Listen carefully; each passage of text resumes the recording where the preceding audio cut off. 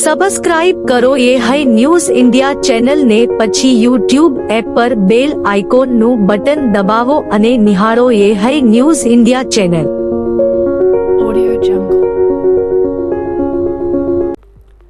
ગુજરાત વિધાનસભાના અધ્યક્ષ શંકરભાઈ ચૌધરીએ આજે વિધાનસભાના સદસ્ય નિવાસ ખાતે સ્વચ્છતા અભિયાન શરૂ કર્યું. આ અભિયાનમાં તેમણે ધારાસભ્યો સાથે મળીને સદસ્ય નિવાસની ઝાડુ મારી સફાઈ કરી હતી. સફાઈ અભિયાન દરમિયાન અધ્યક્ષશ્રીને ધારાસભ્યોએ સ્વચ્છતા સંબંધિત કામકાજમાં યોગદાન આપ્યું હતું અને સદસ્ય નિવાસનને એક સ્વચ્છ અને આરોગ્યપ્રદ સ્થાન બનાવવા માટે એક સાથે કામ કર્યું હતું. સફાઈ અભિયાનના સમાપન પછી અધ્યક્ષશ્રી અને ધારાસભ્યોએ મહિલાઓની સફાઈ કર્મીઓ સાથે બેઠક કરી હતી, જેમાં તેમણે સન્માન આપતા સંવાદ અને નાસ્તો સાથે કર્યો હતો. આ દ્રષ્ટિએ સદસ્યોએ મહિલા કર્મીઓની મહેનત અને તેમને શ્રેષ્ઠતમ પરિશ્રમ માટે વખાણ કર્યા હતા અને તેમને આ કાર્ય માટે પ્રેરણા આપી હતી. આ પ્રકારના અવસર પર સ્વચ્છતા અભિયાનનો આરંભ એ લોકોને સ્વચ્છતા પ્રત્યે વધુ પ્રતિબદ્ધ કરવા માટે એક મહત્વપૂર્ણ પગલું ગણી શકાય છે અને આથી સમાજમાં સકારાત્મક પરિવર્તન લાવવાનો પ્રયાસ કરવામાં આવી રહ્યો છે.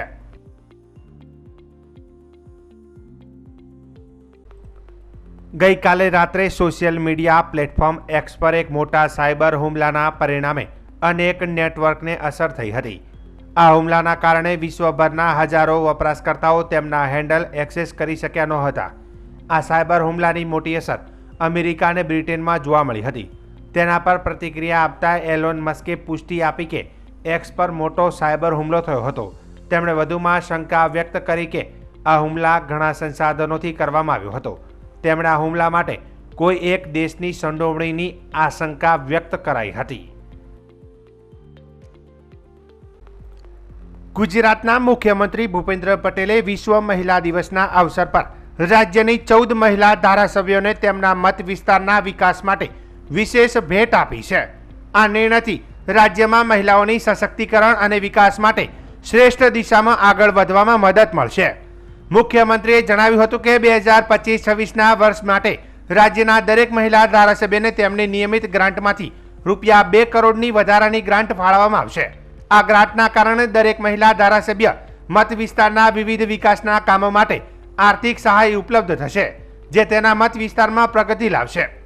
આ 14 મહિલા ધારાસભ્યોને પ્રત્યેકને રૂપિયા 2 કરોડની વધારાની ગ્રાન્ટ મળશે. આ પૈકી 50 લાખ રૂપિયા કેચ ધ રેઇન અભિયાન માટે મંજૂર કરવામાં આવશે, જે ગુજરાતના રાજ્યવ્યાપી વરસાદી જળ સંચય અને જળ સિંચનની યોજના સાથે જોડાયેલા હોય છે. આ અવસર પર રાજ્ય વિધાનસભાના પ્રતિનિધિત્વ કરતી મહિલા ધારાસભ્યોએ મુખ્યમંત્રી ભૂપેન્દ્ર પટેલે મુલાકાત લઈને તેમના વિકાસલક્ષી નિર્ણય માટે આભાર વ્યક્ત કર્યો હતો. મુખ્યમંત્રીશ્રીએ આ આગવી પહેલને મહિલા ધારાસભ્યોને નાગરિકો દ્વારા પ્રોત્સાહિત અને આવકારવામાં આવી છે. મુખ્યમંત્રીએ જણાવ્યું હતું કે આ વધારાની ગ્રાન્ટમાંથી પ્રત્યેક મહિલા ધારાસભ્ય કેચ ધ રેઇન અભિયાનના કામો માટે ઉપયોગ કરશે અને આ રીતે વડાપ્રધાન નરેન્દ્ર મોદી દ્વારા સંચાલિત વરસાદી જળ સંચય અને જળ સિંચન માટેના આહવાનને સાકાર કરવામાં મદદ મળશે. પ્રધાનમંત્રી નરેન્દ્ર મોદી આજે 2 દિવસના મોરિશિયસ પ્રવાસે પહોંચ્યા હતા. સેન્ટ લુઇસ એરપોર્ટ ખાતે મોરિશિયસના પ્રધાનમંત્રી નવીન ચંદ્ર રામગુલામે તેમનું સ્વાગત કર્યું હતું.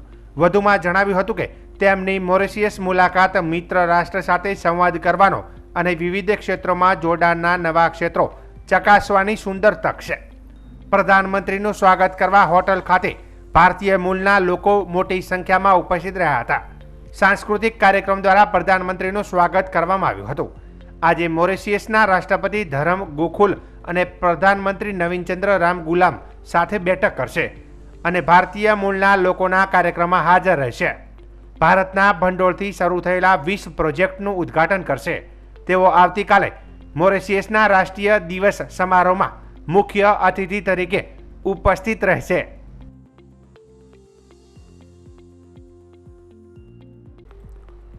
હાલ દ્વારકામાં પદયાત્રીઓની સંખ્યા દરરોજ વધી રહી છે, ત્યારે કાળિયા ઠાકોરના દર્શન સારી રીતે થઈ શકે તે માટે ફૂલડોલ ઉત્સવમાં આ વખતે સૌથી વધુ 1400 પોલીસ જવાનોનો બંદોબસ્ત ગોઠવવામાં આવ્યો છે અને ચુસ્ત બંદોબસ્ત સાથે પોલીસ વિભાગ અને વહીવટીતંત્ર કમર કસી છે. ગુજરાતના મુખ્ય તીર્થ સમાન ભગવાન શ્રી કૃષ્ણની નગરી દ્વારકા યાત્રાધામમાં ફૂલડોલા ઉત્સવનો અનેરો ઉત્સાહ જોવા મળી રહ્યો છે. ગુજરાતના અનેક ક્ષેત્રોમાં લાખો પદયાત્રીઓ પગપાળા ચાલીને ફાગણ માસની સુદ પૂનમના દિવસે દ્વારકા આવી રહ્યા છે, ત્યારે દ્વારકા સુધીના તમામ હાઈવે માર્ગ પદયાત્રિકોથી ઉભરાઈ રહ્યા છે. દેવભૂમિ દ્વારકા જિલ્લા પોલીસ વડા નીતેશ પાંડેના માર્ગદર્શન હેઠળ 1400 પોલીસ કર્મીઓને ફૂલ ડોલ ઉત્સવના કાર્યક્રમમાં કાયદો અને વ્યવસ્થાની જાળવણી કરી રહ્યા છે, જેમાં એસપી, 4 ડીવાયએસપી, 20 પીઆઈ તેમજ 50 જેટલા પીએસઆઈ સહિતનો પોલીસ બંદોબસ્ત ખિસ્સા કાતરોને ધ્યાનમાં લઈ સિવિલ ડ્રેસમાં પોલીસ તેમજ વૃદ્ધ અને અશક્ત લોકો માટે પોલીસ દ્વારા અલાયદી વ્યવસ્થાઓ કરાઈ છે. દેવભૂમિ દ્વારકા જિલ્લાના દ્વારકાધીશ મંદિર ખાતે દર વર્ષે ફૂલડોલ ઉત્સવ બહુ ધામધૂમથી ઉજવવામાં આવે છે, જેમાં લાખોની માત્રામાં શ્રદ્ધાળુઓ દર્શન કરવા આવતા હોય છે. ઘણા દૂરથી પગપાળા યાત્રીઓ અહીંયા દર્શન કરવા આવતા હોય છે ફૂલડોલના દિવસ સુધી, હોળીના તહેવાર દરમિયાન, 5-7 દિવસના તહેવાર દરમિયાન. આ સમયને ધ્યાને રાખતા પોલીસે અગાઉથી જ તૈયારી કરીને અમે આશરે 1400 પોલીસનો બંદોબસ્ત રાખેલો છે, કારણ કે લાખોની સંખ્યામાં અહીંયા શ્રદ્ધાળુઓ આવતા હોય છે. બંદોબસ્તની વાત કરું તો આપણે અહીંયા અમારે એક એસપી રેન્કના ઓફિસર, જિલ્લાના એસપી વડા છે અમારા સાહેબ, એમનું સુપરવિઝનના હેઠળ 4 ડીવાયએસપી અને 20 પીઆઈ સામે 50 પીએસઆઈ અને ટોટલ માત્રામાં અમારો 1400 પોલીસ જેટલો કાફલો અમે અહીંયા રાખેલો છે. તેમજ નિજ મંદિર જે છે દ્વારકાધીશ મંદિર ખાતે, એમાં પણ અમારું અલગથી બંદોબસ્ત બીજા માણસો, પોલીસ ફોર્સ અમે રાખેલી છે. તેમજ સિવિલ ક્લોથ્સમાં પણ અમારા માણસો તૈનાત છે ત્યાં, જે કોન્સ્ટન્ટ સર્વેલન્સ રાખી રહ્યા છે. કોઈ પણ એવા તત્વો હોય કે જે ચોરી કરવાની ઈરાદાથી આવેલા હોય અથવા તો કોઈ ખિસ્સા કાતરું જેવા શંકાસ્પદ માણસો જણાઈ આવે તો એમના ઉપર પણ અમે સર્વેલન્સ માટે માણસો ટીમો ગોઠવેલી છે. વધુમાં વાત કરું તો આપણે અહીંયા વૃદ્ધો છે, અશક્ત માણસો છે, જેમ કે પ્રેગ્નન્ટ લેડીઝ હોય અથવા તો જેને શારીરિક ક્ષમતા થોડી ઓછી હોય એવા માણસો માટે અમે સ્પેશિયલ અરેન્જમેન્ટ કરીને પણ દર્શન કરાવીએ છીએ. એમને લાઇનમાં નથી રહેવાનું હોતું, એમના માટે વિશેષ વ્હીલચેર્સ પણ ઉપલબ્ધ છે.